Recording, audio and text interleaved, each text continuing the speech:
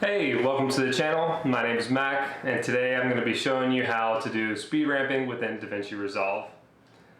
Now, I've found two main ways that I use to do speed ramping within Resolve, and I'm going to show you in this video how to do both of those techniques, and at the end of the video I'm going to show you one extra step that you can add to your speed ramping to make it seem like a natural in-camera movement.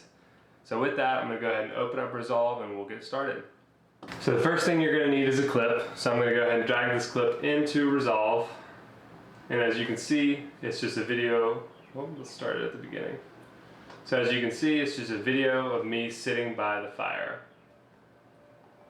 And the camera slowly pans past my head. And so what I want to do is take that pan and speed the pan up to where it ends back by the fire. So I'm going to end the clip about here. So for all these methods, we're going to stay within the timeline itself. So the first method that you're going to do, there's two ways you can get to it based on the way your shortcuts are set up. The first method is just go ahead and right click and go into retime controls. Or you can just hit Control R. So the retime controls opens up, it opens up this little dialog box around your clip. So what this does is now allows you to add speed points within the clip. So I'm going to go to where I want this ramp to start. Right about here, I'm going to go to this little arrow down here, click on it and hit Add Speed Point. So now we have a speed point added, but now we need to add a second speed point so we only change the speed of that one section. So I'm going to go ahead and scroll over to where I want the speed ramp to end. Right about there. Click on it and add a second speed point. So now we have two speed points, so we essentially have one section of the clip that we can control fully.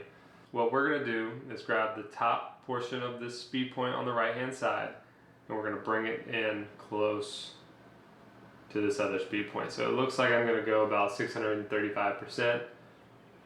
So now what you can do is if you play it through, it looks like this. So it just zooms past my head. The problem with this is one, it's not smooth, and two, it's really fast. So I'm going to actually slow it down to about 575. Another point I want to mention while we're working within this technique is if you messed up where you actually started the points, you can grab at the bottom of the speed points and move it to wherever you'd like. So if I thought, oh, I actually only want this section to be quick, then I'll go ahead and move the bottom, grab the bottom section and move it down to here. So now we have just a little ramp past my head and then we get here, but that's still too much. So I'm going to move it down here, right back to where I had it. The top portion of those speed ramp buttons controls how quick or how slow it is. The bottom portion controls where the speed point is. So now we have a clip that looks like this. Normal speed, speed up, slows back down. The thing that I find irritating about this clip is now it's not really smooth, it's just an immediate from 100 to 575%. So I'm going to take this whole clip, right click on it, and hit retime curve.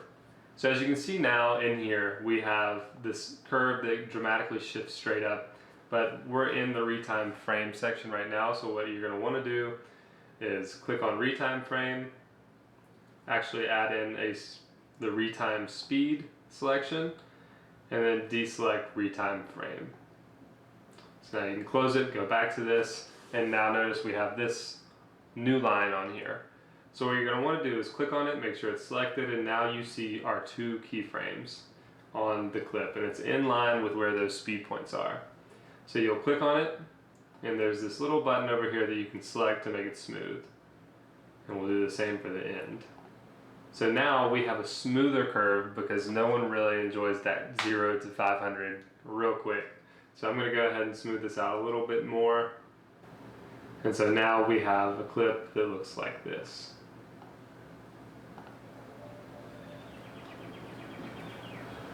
So it goes from the left side to the right side, smoother than it did. It still may be a little too quick, so I can slow it down if I want. But I'm going to save that for the next section of the video. So here's the technique that I use mostly because I feel like it actually allows us to cut out one of the steps in here. So I'm going to go ahead and delete this clip, and I will start again with that same video. It's still the same one from earlier, so I'm going to shorten it. And then this technique, it actually, I believe it cuts out the one step of the retime controls. So what I do then is actually just right click on it and open up the curve itself. So you can actually do the speed ramping within the curve itself and not have to do the retime controls. Some people do enjoy the retime controls because it allows you to see the percentages, and it allows you to see more easily where you're putting the speed point.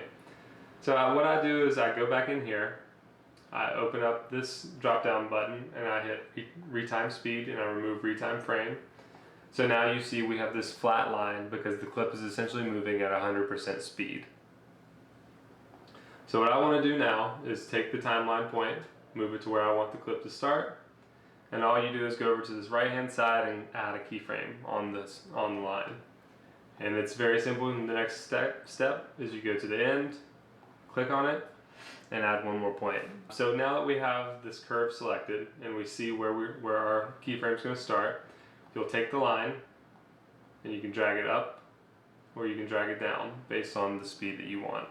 So for this segment, I'm going to go ahead and drag it up. For the last one, we had our example at 600 or 575. So what I'm going to do is, now you notice this section is maxed out at 300%, and you can't go any further past 300%, and you can't see it. So to fix that, you go over to this right hand side viewer where this 300% is, click on it and drag it to the right. So drag it to the right increases the amount of percentages that you can see. So right now the max that we can see is 605.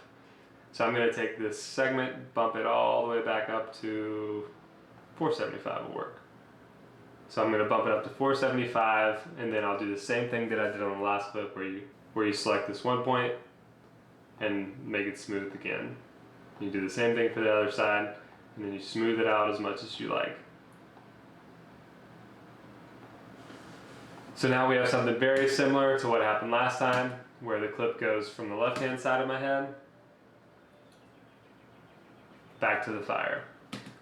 One extra step that I like to add into these clips, if I'm doing the panning in camera and you move really quickly, you'll get that motion blur within the video itself, in camera.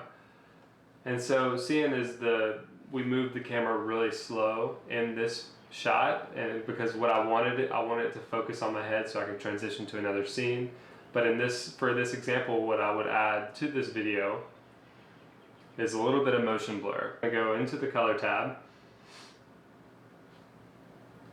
I'm going to do Alt-S for a couple more serial nodes because I haven't done any color correction on this clip yet. I'm going to add my effects in the very last node. So in this node, I'm going to go to Open Effects and add Directional Blur. So as you can see now, not too much has changed on this clip. But what I'm going to do is, before everything starts, let's find out when the ramp starts. Starts about right there.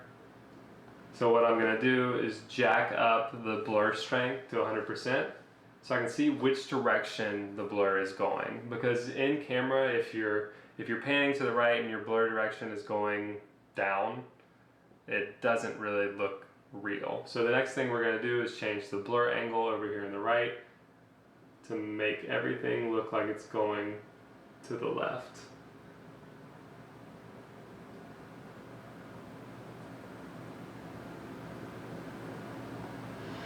So I'm going to turn this all the way up. So now it looks like everything's going to the right hand side. And you see this border around our clip. It actually looks black right now, so we'll go into the border type and hit replicate. So now everything replicates around and it looks like it's just one smooth scene. So I'm going to drop down the blur strength again. We'll go into our keyframes. And in the keyframe selector, we're going to want to select corrector 3 because that's where my effect is. So with this selected, I'm going to keyframe the blur strength there. I'm going to move to where the ramping is sort of in the middle, and I'm going to bump up that blur strength to about, let's say, 0.6. So now we have the keyframe there. We'll do the same thing at the end of the speed ramp. We'll make another select keyframe on the blur strength, and we'll take it all the way back down to 0. So now within this clip, it looks something like this. Let's go back to the timeline and make it full screen.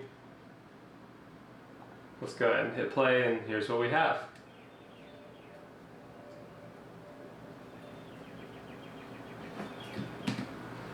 But you see here we have that blur, where in the last section when we watched it, it was completely seen. You could see the symbol of the hat, you knew it was there. It didn't really look natural, so now with this speed ramp it looks a little bit more fluid, and it looks like this clip is a little bit more dialed in. So those were the two ways that I know how to speed ramp within DaVinci Resolve. Adding that motion blur within the color tab really helps sell the scene that it was a natural in-camera movement.